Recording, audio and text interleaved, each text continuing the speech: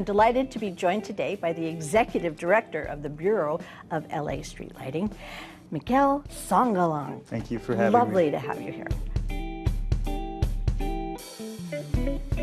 The mission of the Bureau of Street Lighting is to light the way for Los Angeles. I love that mission. All right, so let's actually talk about the Bureau legitimately. Sure. 250,000 lamps. Yeah. That seems like a lot of light bulbs to change. Yeah, it is.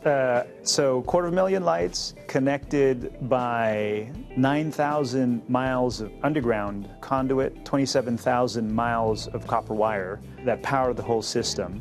We cover almost every neighborhood in the city of Los Angeles. 2 out of 3 streets in Los Angeles will have a street light on it that we manage.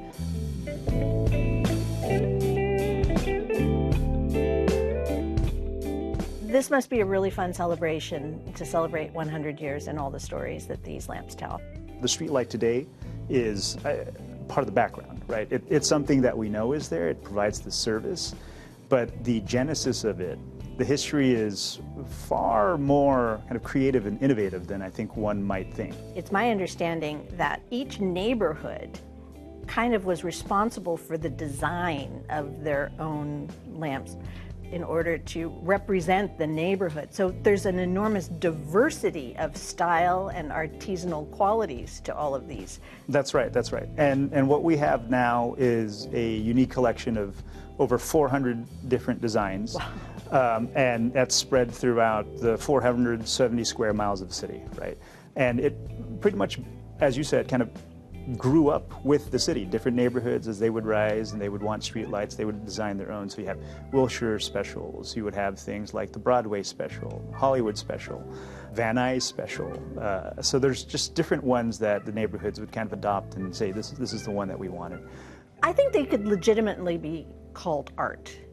I mean, some of them have turned into art pieces. Obviously, I think most people know Urban Light, which is in front of LACMA. Right. Are there other art installations that have been done with former practical lights that are now not practical but still worth our attention? Yes, Sheila Klein's Vermonica that actually shows the progression, time progression of all the different street lights.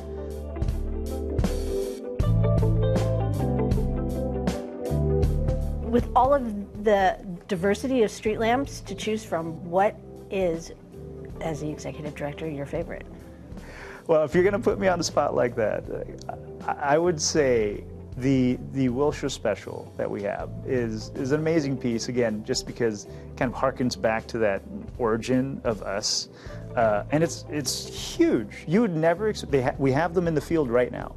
You would never expect that while you're walking on a sidewalk, there's this 5-foot tall, 2-foot wide, like gargantuan streetlight. When you have it next to you, it's that big, right? But when it's up there, it just looks like any other streetlight.